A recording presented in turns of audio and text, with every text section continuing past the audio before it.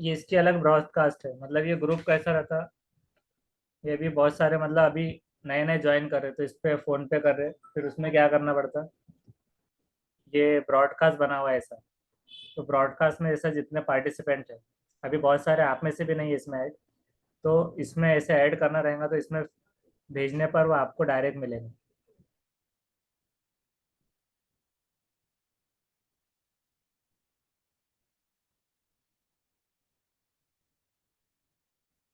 आपके नंबर से जब तक वो भी कर सकते हैं आप मैसेज।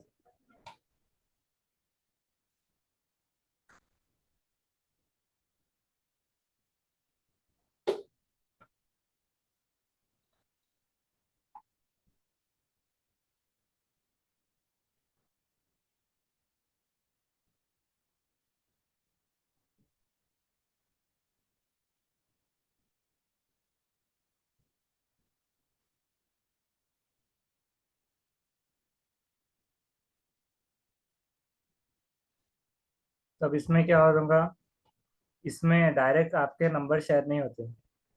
बहुत सारों को आना था इसमें, और अभी आने वाले भी थे बहुत सारे। बहुत सारे मतलब इस पे अभी इमीडिएट सेंड करके भी ज्वाइन होने वाले थे, लेकिन कैसे टाइम जो था अपना, तो वो हिसाब से इसको शुरू करना जरूरी था। अभी ये दूसरा कैंडिडेट इसके लिंक के थ्रू ये ज्वाइन हो जाएंगे। ये आपने किया ना, शेफ तहसीन बेगम जी।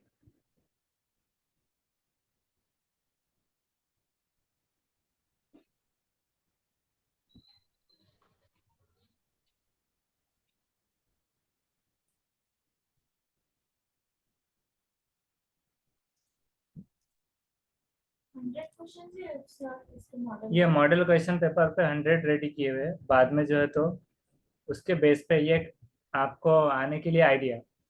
100 में मतलब 200 का डिफरेंस है, मतलब इसके मल्टीपल रहेंगे 200 क्वेश्चन, तो इस वजह से।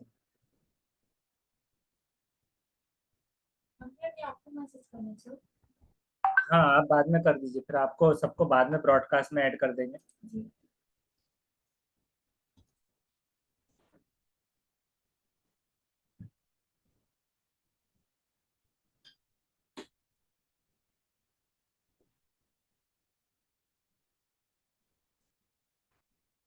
तो इस तरह से क्या होगा, ये रिकॉर्ड भी होंगी। इसके रिकॉर्ड होने के बाद जो पेड कैंडिडेट है वो लिंक भी उनको मिलेंगी सिर्फ, मतलब रिकॉर्डेड भी आप देख सकते हैं और देखने के लिए। और बाद में अगर जिसका नहीं आना हुआ तो वो जूम से भी ऐड हो सकते हैं। तो ये जो है मोड फॉलोइंग सीरीज का। हाँ अभी ये कैंडिडेट ज्वाइन करने वाले हैं, फास्ट ज्वाइन कीजिए।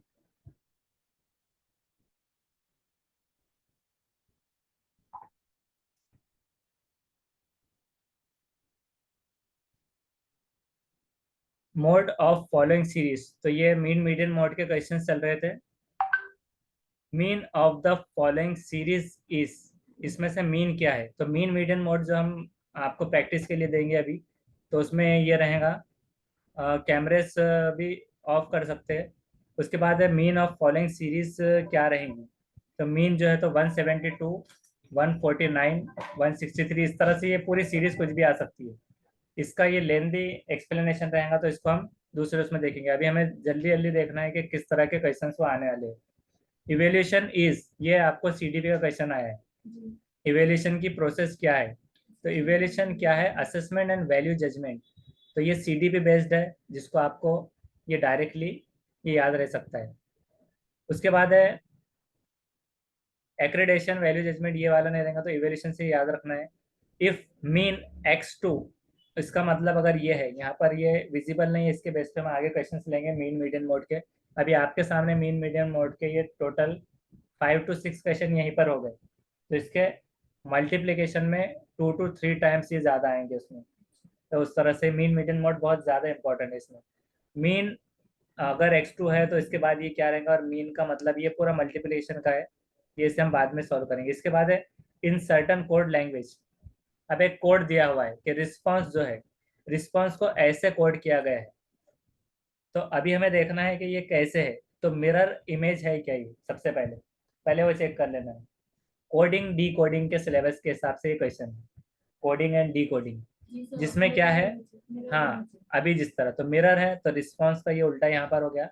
Then the word symbolic will be coded as, तो यहाँ पर हमें देखना है सिंबॉलिक, ये आ गया, तो ये इस तरह से हो गया। उसके बाद है कैमरे ऑफ भी कर सकते हैं आप। उसके बाद है फ्रॉम द गिवन अल्टरनेटिव, इसमें से जो अल्टरनेटिव दिया हुआ है तो उसमें सेलेक्ट करना है word which can be form by using the letters of given intelligence. तब इसमें इंटेलिजेंस जो है सिर्फ इसका मिलकर अल्टरनेटिव वर्ड इसमें बताना है। अब इसको आप किसके बेस पे बताएंगे, या शब्दातील अक्षरांचा वापर करून पुढील, इसके अंदर से एक वर्ड निकलेगा, मतलब ये मतलब अलग से नहीं रहेगा।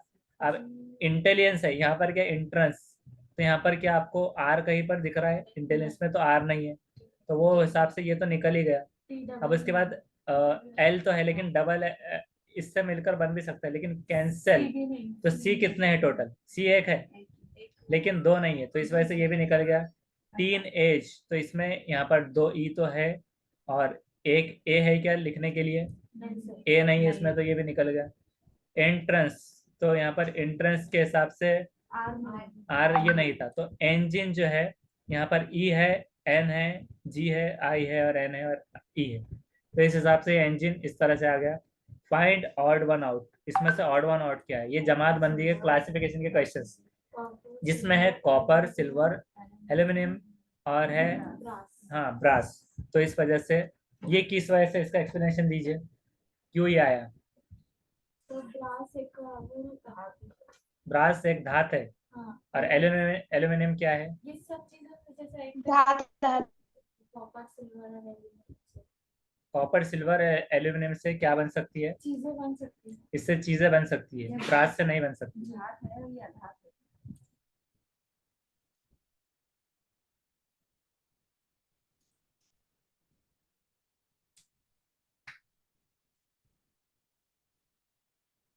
तो धात अधात के हिसाब से वो चीजें हो रही है। उसके बाद है कैट, कैट को अगर कोड किया गया 24 से, मतलब कैट को 24, तो डॉग को किया गया 26 से, नहीं, तो अब हॉर्स को किस तरह टीम से को बोल कोड किया जाएगा, कनेक्ट करके। उसके पास हम लेक्चर में आते हैं ये म्यूट करके रखिए, म्यूट, म्यूट किस चीज का नहीं है, आज टू म्यूट, हाँ म्यूट रखिए। कैट को 24, तो किस सीरीज के हिसाब से ही किया गया आपको देखना है। और डॉग, मतलब ये कितने लेटर वर्ड थे, 3, 24, और डॉग ये है इसमें आ रहा है, तब इसकी कोडिंग के हिसाब से ये देखना रहता है। ये भी बहुत इजीएस्ट है, लेकिन इसका आपको एक्सप्लेनेशन बाद में देखना रहेगा, तो इसे भी हम बाद में देखेंगे। हॉर्स को 65 ये किस तरह से आ रहा है, ये असल में जो आपके अल्फाबेट जो रहेंगे उसमें नंबर जो रहेंगे, नंबर की सीरीज। अब कैट कितना नंबर पे है, सी कितना नंबर पे है, 3। अब उसके बाद ए कितना है, 1, तो 3, 1 और टी कितना हो रहा है, ऐसी कुछ उसमें लॉजिक और वो आएंगी, या फिर माइनस प्लस करने के बाद 20 है, 20 और 3 एंड 1 24, इस तरह से। तो 24 ये हो गया। डॉग का डी है 4 नंबर का, ये 4 प्लस ओ नंबर कितना हो गया, ओ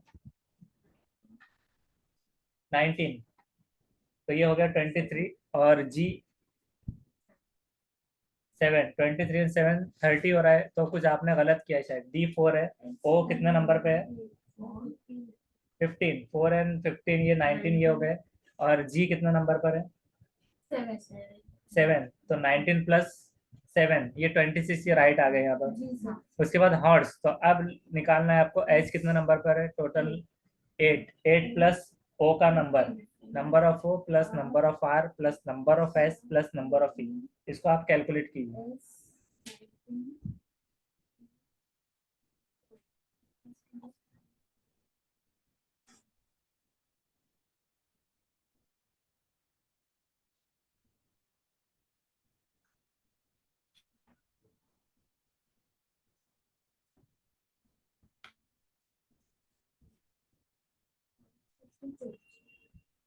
62 आ रहा है ना, हाँ, तो यहाँ पर 65 आया है, तो आपका कुछ कंफ्यूज वो रॉन्ग हुआ है कैलकुलेशन। हाँ, ये एक और कैंडिडेट ज्वाइन होना चाह रहे हैं, इनको लिंक भेज देते हैं, तब तक आप सॉल्व कीजिए।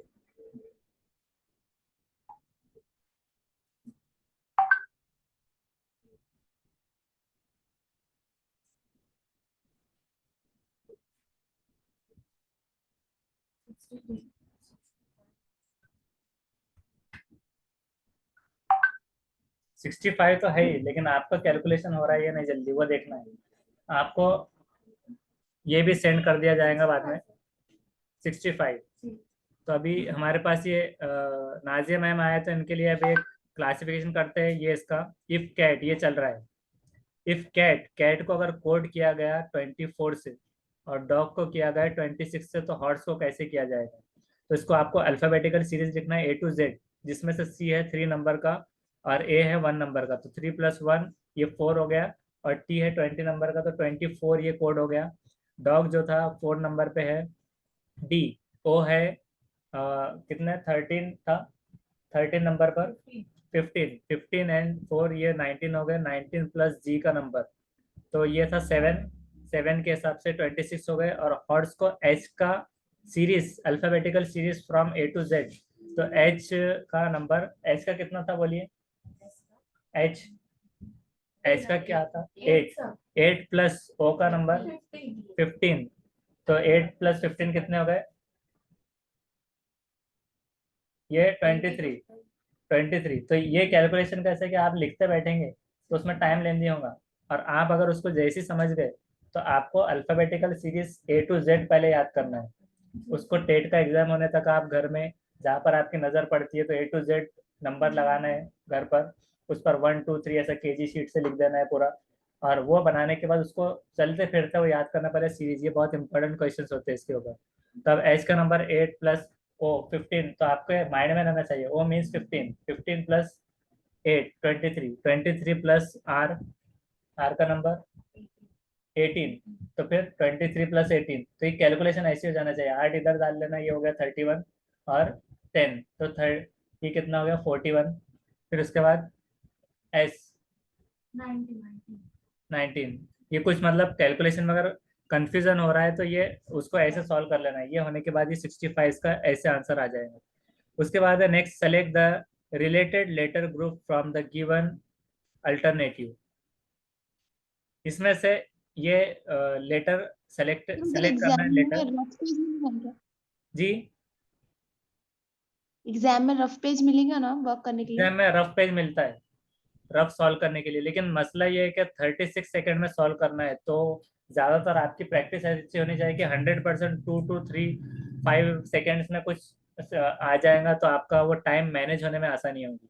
जैसे कि वो कैसे आएगा कि जो CDP के क्वेश्चंस है, जनरल नॉलेज के क्वेश्चंस है, उसकी हेल्प से, या फिर हमने पहले इससे पहले एक दो क्वेश्चन देखा था जिसकी रिकॉर्डिंग होने के बाद वो यूट्यूब से आपको अनलिस्टेड लिंक रहेंगी और जो ज्वाइन किए हुए स्टूडेंट हैं उनको ही मिलेंगी, तो उसमें भी देख लेना है।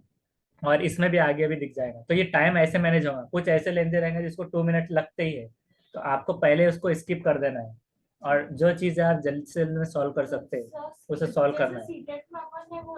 ब्लू टिक कर दिए थे वैसे हाँ। ही करना पड़ेगा। हाँ, उसी तरह सीटेड में जिस तरह से था सेम पैटर्न वैसे ही रहेगा वहाँ पर।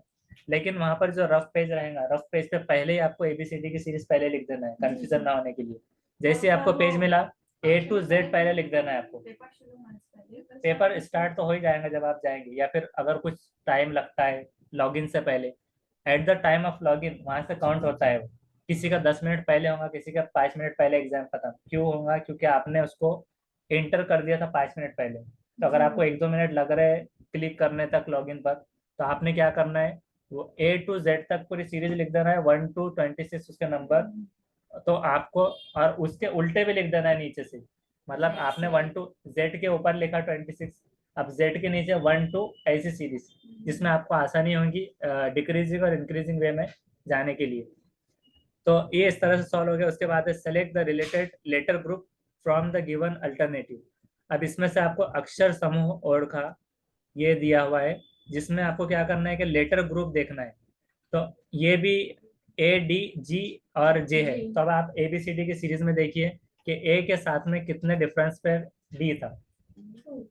2 स्किप करने के बाद D आया, अब कितने लेटर स्किप करने के बाद जी आया? और 2, उसके बाद और 2 के बाद जे आया। अब उसके बाद क्या आएगा 2 के बाद? जे के 2 लेटर स्किप करने के बाद। लेकिन इसकी बेस पर ये नहीं होगा, एम के बाद में क्या है? पी है। तो ये जो उसके सामने दिया हुआ है देखिए ग्रुप, एम के बाद पी, एस के बाद में, उसके बाद एस है 2 लेटर के बाद, क्यू आर एस, फिर उसके बाद टी यू वी, इस तरह। अब हमारे पास हिंट यहाँ पर ये दी गई है कि एम पी एस वी के साथ में है उसका अपोजिट, ये दिया हुआ है एन, मतलब डिक्रीजिंग ऑर्डर में पहले एन, एम के पहले एन, पी के पहले के है क्या, फिर वो देखिए डिक्रीजिंग है क्या? और 2 डिक्रीज हो सकते हैं। 2 डिक्रीज हुए, जी एन के बाद के 2 डिक्रीज हुए। जी जी फिर क्या है? हाँ, फिर के आया, फिर उसके बाद 2 डिक्रीज होकर एच आया, फिर 2 डिक्रीज होकर ई। तो इसी तरह से हमें क्या करना है कि ए के बाद अब क्या कम करेंगे, तो ए के बाद में उल्टा जेड, मतलब ए से पहले क्या आएगा, तो ए से पहले कुछ आता नहीं, तो ए से पहले जेड आएगा, जेड खत्म होने के बाद क्या आएगा, तो ए ही आएगा। मतलब ऐसी सीरीज में आप कंफ्यूज हो सकते हैं कि ए के पहले तो कुछ था ही नहीं, तो आप बी में कंफ्यूज हो सकते हैं, उसमें बी ऑप्शन हो सकता है। तो ए से पहले था जेड, अब उसकी डिक्रीजिंग 2 लेना है, जेड से 2 लेटर स्किप करने के बाद डब्ल्यू, डब्ल्यू स्किप करने के बाद 2 लेटर के टी, टी के 2 क्यू, ये सीरीज आपका यहाँ पर आंसर आ गया। तो इसकी जब आप मल्टीपल प्रैक्टिस करेंगे, ये एक बार आपने देखा, ऐसे क्वेश्चन आपको खुद से भी प्रिपेयर करना है होमवर्क में, जिसमें आप करेंगे 10 to 20 क्वेश्चन, जिसमें आप आपकी सीरीज बनाएंगे, अल्टरनेटिव रैंडम कुछ सोच के, 2 जैसे 2 था ना, तो 3 लेना है, 4 लेना है। तो जितनी आप प्रैक्टिस करेंगे उतना फास्ट आपकी एक्यूरेसी बढ़ेगी इसमें।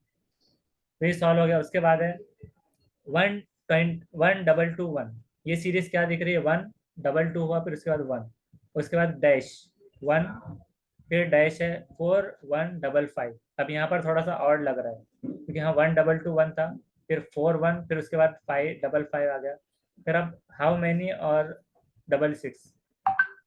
तो इसमें फिल इन द ब्लैंक्स है बीच बीच में, जहां पर यहाँ पर 31 ले रहा है वो, और यहाँ पर 4 1 3 4 1 यहाँ पर पहले में ले रहा है। वो इसलिए लेगा क्योंकि उसने उसे ये देखा कि 1 2 2 1 ये हो गया। अब 1 के बाद में वो ले रहा है 3 फिर 4, मतलब सीरीज इंक्रीज हो रही है 2 के बाद, 2 के बाद ये 1 पर आ गई, मतलब 1 एंडिंग है इसका, 1 एंडिंग। फिर उसके बाद 2 के बाद में है 3 4 1। अब इसमें जो है ना, इसको आपको आगे हम एक्सप्लेनेशन में दूसरे जो क्वेश्चन लेंगे इसमें और समझेंगे इसे, ये बहुत लेंथी है, इसका एक्सप्लेनेशन हम दूसरे उसमें देखेंगे। इस तरह के क्वेश्चन आएंगे। उसके बाद ये वाला मिटा हुआ है, इसको भी छोड़ देना है, ये स्क्वायर कुछ है क्यूब, और ये ब्रैकेट में 8 है, तो ये वाला भी स्किप कर देते हैं हम। ये उसके बाद में ये क्वेश्चन आएगा 12 + 12 ये कितना हो गया, 24, डिवाइड बाय 12 ये कितना, और 12 मल्टीप्लाई बाय 12 कितना होगा फिर, मतलब प्लस में, अगर प्लस में जो था तो उसके बाद डिवाइड आया था, तो मल्टीप्लिकेशन में क्या आएगा, उसका आंसर ये पूछ रहा है 12 + 12। ये कोडिंग वाले है, कोडिंग। सर ये बॉड मास के तरीके से इसको सॉल्व करेंगे। हाँ, बॉड तो मास में पहले इसमें आपको किसी को ब्रैकेट पता है सॉल्व- क्या? पहले ब्रैकेट सॉल्व करते, हाँ, उसके बाद फिर डिवाइडेड करते, फिर मल्टीप्लिकेशन करते, फिर प्लस करते, फिर माइनस करते। इसमें ब्रैकेट नहीं है तो पहले डिवाइडेड करेंगे। ये 12 डिवाइड की साइन तो यहाँ दी हुई है। हाँ, तो पहले तो 12 डिवाइड करेंगे, 12 से तो वो 1 आएगा। फिर उसके बाद 12 + 1, फिर हाँ फिर मल्टीप्लिकेशन करेंगे 12 × 12, फिर प्लस करेंगे, तो उसका आंसर ये आएगा। तो आप एक करके बता सकते हैं अभी, उसमें एक बोर्ड मास के तरीके से उसको चेक करके देखिए, फिर हम उसका एक स्टूडेंट्स कैंडिडेट्स को बता देंगे, दूसरे ऑनलाइन वाले भी एक तरीका।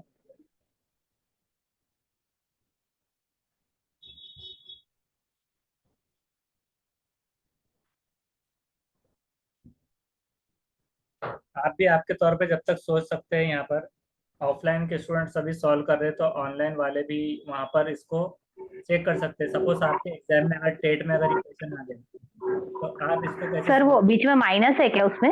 माइनस है, -131 12 + 12 divided by 12 minus 12 multiply by 12 is minus minus है माइनस। नहीं सर उधर नहीं, ये इधर। ये 12 + 12 डिवाइड वो तकसीम की अलामत है। 12 + 12 हाँ तकसीम 12। डिवाइडेड बाय 12, हाँ उसके डिवाइडेड बाद बाय में 12। माइनस आने को ना। नहीं ये माइनस गैप है, यहाँ पर कुछ भी नहीं है। ये मतलब एक पैटर्न दिया है उसने।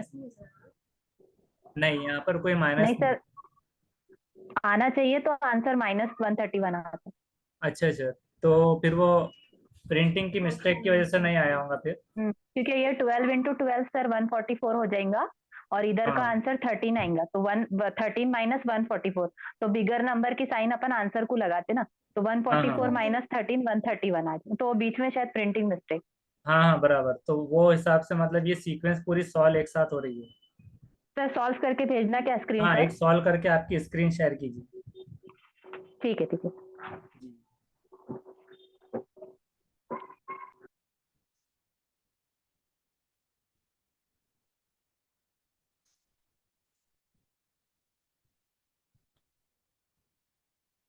आप भी जब तक तो सॉल्व कर लीजिए,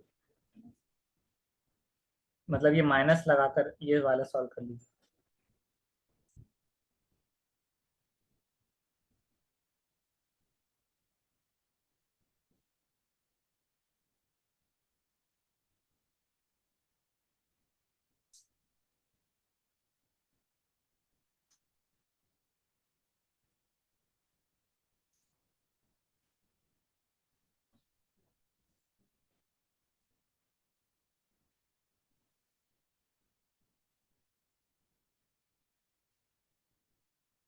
हाजी अमरीन फातिमा अभी ज्वाइन हुए, तो तब तक वो ये सॉल्व करना है। ये चल रहा है 12 + 12 divide by 12 minus 12 multiply by 12 is equal to how much. आपका हुआ है सॉल्व?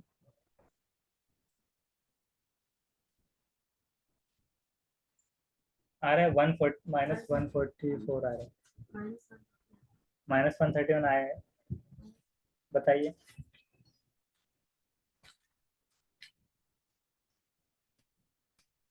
12 + 12, तो इसको आपने क्या किया है, मतलब इसको एक्सप्लेन कीजिए। 2 मिनट्स हम इसमें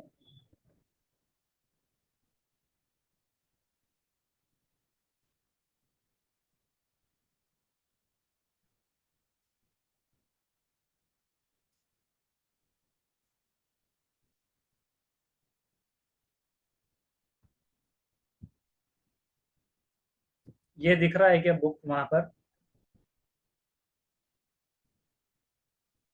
नो सर, ब्लर आ रहा हूँ इमेज।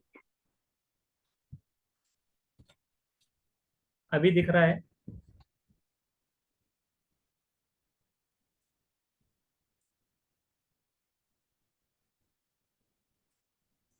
आप इसको एक्सप्लेन कीजिए किस तरह से तब तक।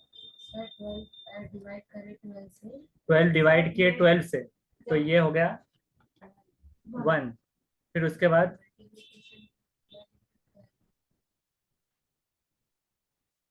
स्क्रीन इसमें स्क्रीन शेयर करते हैं और इस पर लिख कर बताते हैं। सर ये जो क्वेश्चन है ना, तो जब एक से 2 से 3 ज्यादा साइन यूज हुआ ना, वर्ड मास तरीके से हल करते हैं। वर्ड मास हाँ में भी ये है कि पहले ब्रैकेट सॉल्व करते हैं, फिर डिवीजन करते हैं, डिवाइडेड करते हैं, फिर मल्टीप्लिकेशन, फिर प्लस, फिर माइनस करते हैं। इसका तरीका है ये। ओके, मतलब ये तरीका यूजफुल है या फिर वो दूसरा आना चाहिए? ये चलेगा। हाँ ये तरीका, तो इसमें इन्होंने इस तरह से लिखा है 12 + 12, और ये जो डिवाइड की साइन थी डिवाइड बाय 12 -12, ये जो कैंडिडेट दूसरे कैंडिडेट ये आंसर इसको लिखना है।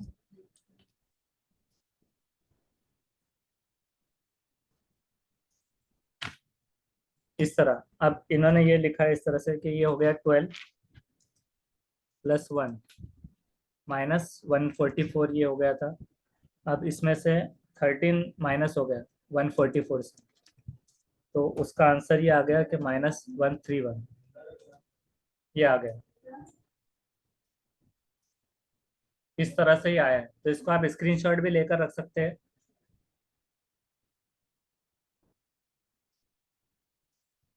स्क्रीनशॉट ले लीजिए इसकी, दूसरी स्क्रीन पर फिर मूव करना है।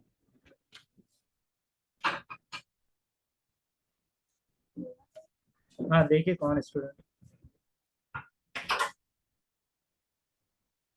अब उसके बाद नेक्स्ट वाले स्लाइड। बैठिए, आप तो बहुत लेट आ गए। हाँ बैठिए, थोड़ी इधर ले लीजिए सर। आपको विजिबल है क्या, दिख रहा है? दिख रहा है ना इधर? ये होगा, ये लीजिए। नेक्स्ट क्वेश्चन है, education is an important instrument of social change is stated in dash report. किस रिपोर्ट में बताया गया है कि एजुकेशन एक बहुत इंपॉर्टेंट इंस्ट्रूमेंट है सोशल चेंज में? तो वो है कोठारी कमीशन। तो ये जनरल नॉलेज बेस्ड भी है, मतलब जनरल नॉलेज भी अगर आता है तो वो करंट अफेयर्स में ज़्यादातर आपको एजुकेशन बेस्ड देखना है, एजुकेशन मिनिस्टर और कौन से पार्लियामेंट में कब कौन सा बिल पेश हुआ, ये सारी चीज़ें जो रहेंगी। तो आपको एजुकेशन से रिलेटेड करंट अफेयर्स पे ज़्यादा ध्यान देना है। आरटी के एक्ट और जो जब से नाफिज हुआ उसके रूल्स, जो जो चेंजेस आए, वो सारी चीज़ों को आपको लिख कर रखना है, एजुकेशन से रिलेटेड सारी चीज़ें। उसके बाद है which commission has recommended 10+2+3 common framework. तो कॉमन फ्रेमवर्क, ये कोठारी कमीशन, ये भी उससे रिलेटेड। हाँ, ये सीटेट में भी रिपीट हुआ था और ये बार बार रिपीट होता ही रहता है। उसके बाद है dash recommended establishment of Navodaya Vidyalaya. तो अब ये भी वो करंट अफेयर्स के हिसाब से इसको और जूम कर देते हैं। डैश रिकमेंडेड इस्टेब्लिशमेंट ऑफ, मतलब उसकी बुनियाद रखने पर इस्टेब्लिशमेंट ऑफ नवोदय विद्यालय। तो ये है 1986 एजुकेशन पॉलिसी, ये इस तरह से एक्ट। उसके बाद who has written the book republic. Republic book किसने लिखा? तो प्लेटो, ये इस तरह से। तो ये कैसे आप आंसर दे रहे हैं अभी 2-2 सेकंड में, 1-1 सेकंड में? तो आपका टाइम मैनेज ऐसे होगा, मतलब आपने अगर ऐसे 50 क्वेश्चन दिए तो आपके ये 50 से मतलब 1 मिनट में आपके जो है तो कुछ 50 क्वेश्चन ऐसे मिक्स होकर आ सकते हैं, जिसको प्लस माइनस करते हुए में आपको टाइम मैनेज करके चलना है। बस वेस्ट नहीं करना है, जो आपको नहीं समझ में आ रहा है उसको स्किप करके तब तक दूसरा क्वेश्चन करना है। Who is founder of pragmatism. तो कार्यवादाचा जनक कौन सा है? तो जॉन डीवी, ये है। Education is the creation of sound mind in a sound body. हाँ, तब आपने हाफ सेकंड में इसका आंसर दे दिया। एरिस्टोटल। अंडरलाइन करे नहीं, अंडरलाइन के अलावा उनकी स्टडी के हिसाब से भी। उसके बाद है scientifically proven knowledge is true knowledge. Scientifically proven जो नॉलेज होता है ये ट्रू नॉलेज है। Is the epistemology of which philosophy. इसमें से ये शास्त्रीय विदृष्टि जो है ये मराठी में शास्त्रीय विदृष्ट्या सिद्ध झालेले ज्ञान हेच खरे ज्ञान होय। ये मतलब एक जो अपने देखा था प्रोवर्ब, माने जो था मराठी के हिसाब से भी कहावतें वगैरह उसमें भी आता है इंक्लूडिंग, और एज अ चाइल्ड डेवलपमेंट में भी आ जाता है। तो ये ही कोणत्या संप्रदायाची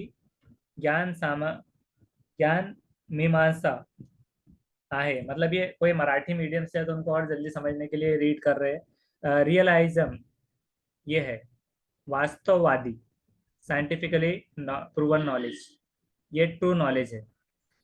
ये सबके आपको बाद में पीडीएफ भी सेंड कर दिए जाएंगे। द फेमस बुक, ये वाला है आपके पास जी? ओके।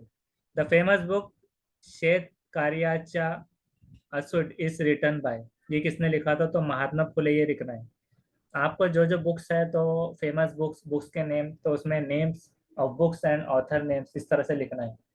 इस सारी चीज़ों को आपको एक पेज पर लिखकर ऐसी जगह पर रखना है जहाँ पर आते आते में आपकी नज़र पड़ते रहेंगी।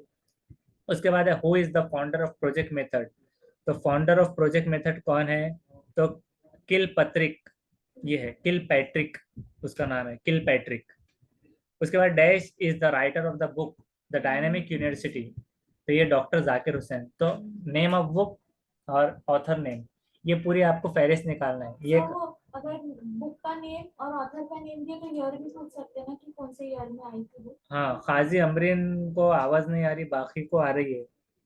आपका माइक टेस्ट कीजिए, माइक। बाकी सबको आवाज आ रही है? बाकी आ रही है ना सबको आवाज? हाँ सर। हाँ, तो ये आ रही खाजी सर। आपकी तरफ से कुछ ब्लॉक हो गया होगा। जब जूम ओपन होते हैं तो वहां पर पूछता है माइक को, वो माइक को ब्लॉक कर देता है कभी कभार। अब इनको आवाज सुनाई भी नहीं देंगी तो इनको टाइप करके दे देना होगा।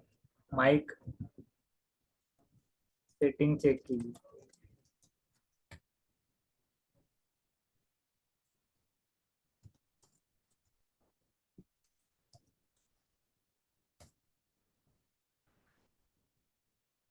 तो dash is the writer of book the dynamic university. आप कुछ पूछ रहे थे?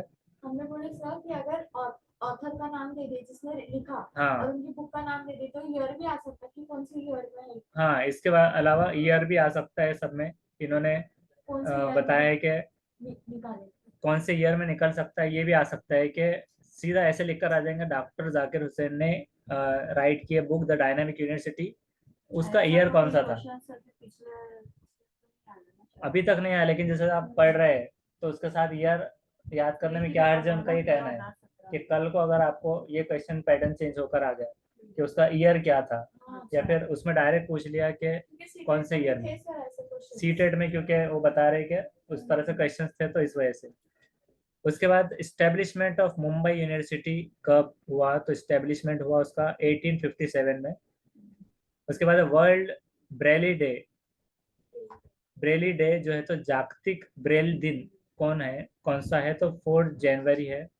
ये डेज के नाम वर्ल्ड इन्वायरमेंट डे, वर्ल्ड अर्थ डे, वाटर डे, ये सारे जो ईवीएस से भी कनेक्टेड है, इन्वायरमेंटल साइंस से कनेक्टेड क्वेश्चंस, तो हाँ उसके जनरल नॉलेज भी ये आ सकते हैं। महाराष्ट्र दिवस कौन सा है? में 1 में, 2 में, कौन सा? 1 में। तो इस तरह फर्स्ट में। से यस, तो इस तरह से ये क्वेश्चंस जो एजुकेशन से रिलेटेड भी जो क्वेश्चंस है, जवाहरलाल नेहरू का जन्मदिन, महात्मा गांधी, तो उनके डेथ और बर्थ, ये सब भी आप याद कर सकते हैं, क्योंकि ये बहुत हाई लेवल पर ये इसको बनाया जाता है। मतलब इसका लेवल ऑफ डिफिकल्टी बहुत बढ़ाकर ये आ सकते हैं। मराठी लैंग्वेज। हाँ, इसके बाद ये नीचे वही है सर वो मराठी डेज जो लैंग्वेज। सब्जेक्ट से रिलेटेड है, हाँ, सब्जेक्ट से रिलेटेड, सब्जेक्ट से रिलेटेड डेज है सर। सब्जेक्ट से science day, world science day, maths day.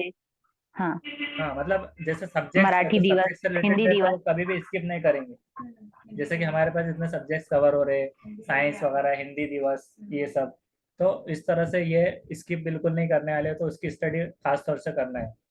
तो मराठी लैंग्वेज डे 27 फरवरी। इंटरनेशनल टीचर्स डे, तो अब यहाँ पर एक ऑप्शन आता है 5 सितंबर नहीं, इसमें कंफ्यूजन होता है। ये इंटरनेशनल टीचर डे पूछा, आपका इंडिया का नहीं पूछा। हाँ, तो इस वजह से ये 5 अक्टूबर रहेगा। आप जल्दी से उसको 1 सेकंड में 5 सितंबर क्लिक करके सेव कर देंगे। हाँ, तो उस वजह से इंटरनेशनल, तो वो पढ़ना है मतलब ध्यान से। ये मतलब वो वहाँ की मिस्टेक ना हो, इसलिए मतलब यहाँ पर वो चीज़ें आ जाएंगी आप। तो international teacher day 5 October. Founder of the naturalism, निसर्गवादाचा जनक, तो क्या है? रूसो। रूसो इसका है। Which of the following is a primary group, इसमें से प्राइमरी ग्रुप कौन सा है, तो फैमिली है, कुटुंब, सेकेंडरी स्कूल, और बाकी फैक्ट्री वगैरह नहीं है, तो सेकेंडरी में आता, फर्स्ट फैमिली। उसके बाद है first intelligence test was developed by Alfred Binet and Simon. हाँ, साइमन, अल्फ्रेड एंड साइमन, इस तरह से। फिर वो राइट ब्रदर्स वगैरह ऐसे क्वेश्चंस आ सकते हैं। पहला जहाज उड़ाने वाले कौन थे, कब किसने गया, आर्मस्ट्रांग के बारे में। चांद पे आने वाला पहला कुत्ता पहले गया या फिर बंदर गया, ऐसे क्वेश्चंस उसके अंदर आ सकते हैं। उसके बाद है law of effect was given by Thorndike, तो law of effect given by Thorndike. और इसके बाद है Shantiniketan was founded by Tagore. उसके बाद है सॉल्व करना है, 5005 माइनस 5000, तो 5 रह गया, डिवाइड बाय 10। तो अब इसका आंसर कैसे आएगा? 4505। तो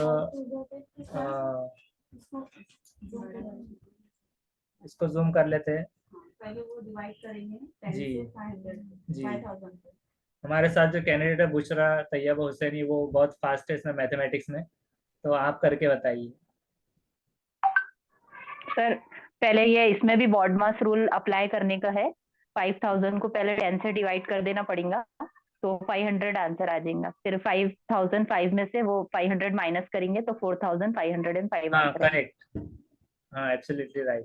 तो यहाँ पर उन्होंने ये बताया कि 5000 को आप पहले डिवाइड कर लेंगे 10 से, तो ये हो गया 500 डायरेक्टली, लास्ट वाला लास्ट कंसीडर करके, तो ये बहुत इजी हो गया और ये माइनस सिंपली, तो सिंपलेस्ट वे में ये हो गया सॉल्व। बस ये याद रखना कि body इसमें बॉडमास का रूल मतलब हाँ, ध्यान में रखने का है। बॉडमास जल्दी का जल्दी में अपन ऐसा सोचते कि हाँ हाँ वो जो होल ब्रैकेट है का बड़ा वाला वो, हाँ। फिर डिवाइडेड, फिर मल्टीप्लिकेशन, फिर हाँ, मतलब कभी स्क्वायर Addition, क्यूब जो भी आएंगे एडिशन उसके हिसाब और से। फिर माइनस। हाँ, उसके बाद है स्क्वायर रूट ऑफ 0.0009, ये क्या आएगा? 0.03 हाउ? सर इसकी भी एक ट्रिक है, बोलना क्या? हाँ बोलिए। हाँ सर, इसमें ऐसा करना है कि अगर स्क्वायर रूट है तो पहले तो मतलब कि जो अदर देन 0 जो नंबर है, जैसे कि इसमें 9 है तो 9 का स्क्वायर रूट क्या है? 3 है। फिर उसके बाद ये देखना है कि राइट साइड से कितने डिजिट के बाद डेसिमल है? 4 डिजिट, तो 4 का हाफ करना है 2, और वो 2 डिजिट्स के बाद डेसिमल लगाना है। हाँ, मतलब वो तो 2 डिजिट्स अब इसके अंदर अपने को 3 है तो 0 लगा दें, इनका 0.03। हाँ, मतलब इसका पहले जो क्यूब निकलेगा स्क्वायर रूट, तो ये 3 हो गया, और ये जो है 3 0, मतलब 4 है टोटल, मतलब उसके digits decimal, decimal divided by half, तो हाफ अगर 6 आते हैं तो 3, 2 आते हैं तो 1, इस तरह से। हाँ, इस तरह से। और एक दो ऐसे क्वेश्चन आते हैं जिसमें ये ट्रिक्स इस्तेमाल होते हैं, और एक दो कोई ट्रिक्स है शायद जिसमें मल्टीप्लिकेशन में आते हैं, कुछ मल्टीप्लाई में, तो वो बाद में देख लेंगे। उसके बाद है find the average of first 40 natural number. First 40 natural numbers इसमें से फाइंड आउट करना है। तो अब ये कैसे निकालेंगे? फर्स्ट 40 नेचुरल नंबर्स 20.5, इसका आइडिया है?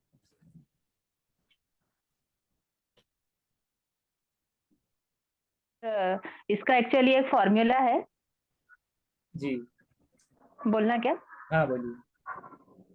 इसका एक फॉर्मूला है जो सीरीज है, मतलब नेचुरल नंबर्स की। तो फर्स्ट ऑफ ऑल हमको नेचुरल नंबर्स क्या है पता होना। तो हमको मालूम है कि जो गिनती के जो अपने काउंटिंग के नंबर्स रहते हैं वो नेचुरल नंबर्स है। तो उसका मतलब फर्स्ट टर्म देखना है और लास्ट वाला टर्म देखना है। तो फर्स्ट टर्म रहेगा 1 और लास्ट वाला टर्म है 40। दोनों का एडिशन करके उसको 2 से डिवाइड करना है। इसको बाद में फिर क्या कीजिए, ये इसको लिखकर सॉल्व करके इसका एक नोट भेज देना है, फिर इसको। हाँ ठीक है, चलेंगे। जी, इसको अभी आगे ले लेंगे। विच of the following ratio is greatest, तो रेशियो कौन सा ग्रेटेस्ट है?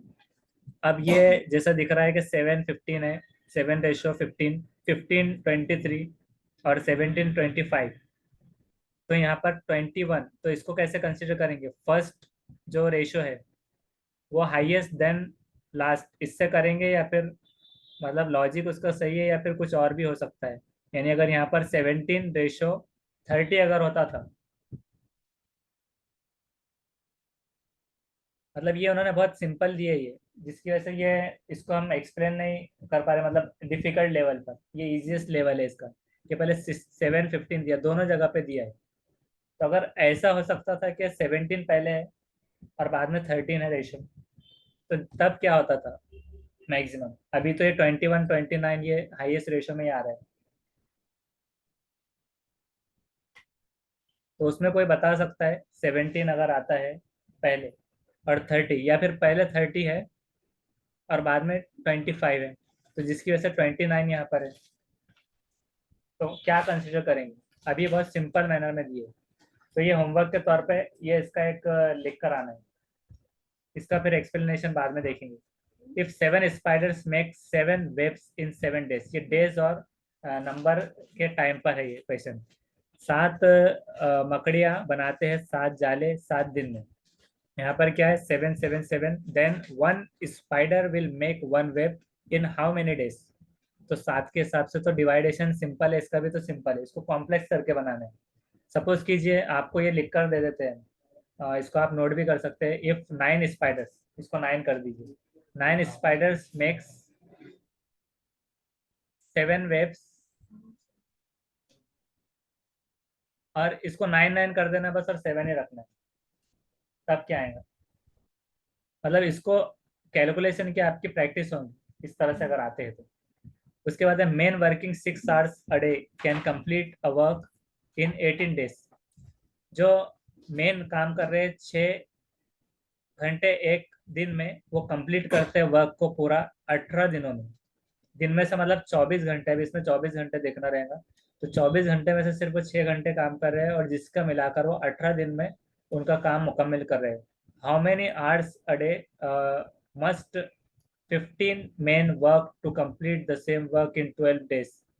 तो सेम अगर वर्क है, अगर हम दिन का अगर कर देते हैं 15 मेन कर देते हैं उनके, मतलब 10 कर रहे थे काम, तो सेम उसको 15 कर देते, मतलब 5 बढ़ गए, तो 12 दिन में काम